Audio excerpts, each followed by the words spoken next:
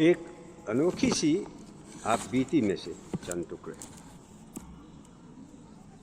میں دنیا میں قدم رکھنے ہی والا تھا کہ دائی یکا یک چیخ پڑی ہے، میاں بچہ تو الٹا آ رہا ہے۔ سب عورتوں نے منہ پر ہاتھ رکھ لیے اور جھانک جھانک کر دیکھنے لگیں جیسے کوئی انوکھی بات ہو رہی ہے۔ سارے زمانے میں بچے عموماً سر کے بل پیدا ہوتے ہیں، میرے خیال میں یہ غلط طریقہ تھا۔ آدمی جہاں جاتا ہے اسے پیر کے بل جانا چاہیے، نہ کہ سر کے بل۔ میں اپنی طرف سے سیدھا پیدا ہونے کی روایت قائم کر رہا تھا، جسے یہ عورتیں الٹا کہہ رہی تھیں۔ سچ ہے، عورتوں کی عقل الٹی ہوتی ہے۔ بہرحال اس الٹا پیدا ہونے کا مجھے ساری زندگی بڑا فائدہ ہوا۔ جیسے ہی میں باہر کھلے میں آیا، دائی نے ہاتھ سے سونت کر میری آلائش علیحدہ کی، مجھے الٹ پلٹ کر دیکھا۔ کمرے میں کافی اندھیرا تھا اور دائی کی نظر بھی خاصی کمزور تھی۔ اس نے ہاتھ سے مزید ٹٹول کر اپنا پورا اطمینان کر لیا، پھر چلائی، ارے بیٹا ہے بیٹا۔ اس کے بعد ہر طرف سے مبارک سلامت کا شور مچ گیا۔ اب ساری عورتیں مجھے سنبھالنے، پوچھنے، لپیٹنے میں لگ گئیں۔ میری بوا بیچاری، میں اپنی والدہ کو بچپن سے بوا کہتا چلا آیا ہوں، ان کے حال پر چھوڑ دیا گیا۔ ان کے منہ پر تھکی تھکی سی مسکراہٹ تھی۔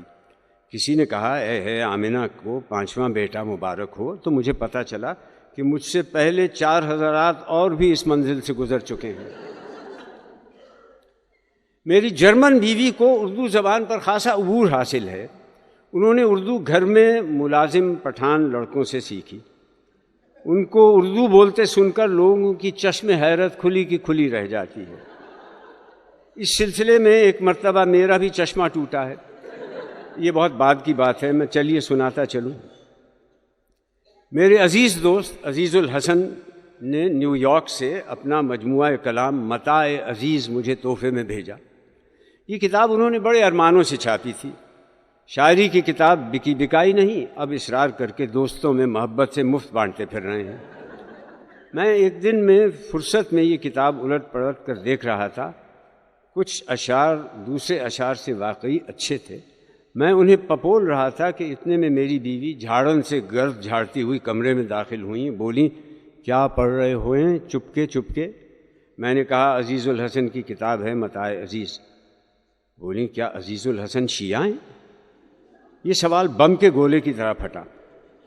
اب میری یہ بدبختی تھی کہ میں نے انہیں کسی زمانے میں اسلام سے متعارف کرانے کی کوشش میں، اور یہ سوچتے ہوئے کہ شاید کبھی مجھے بھی ضرورت پڑ جائے، انہیں متع کے بنیادی تصور کو سمجھا لیا تھا۔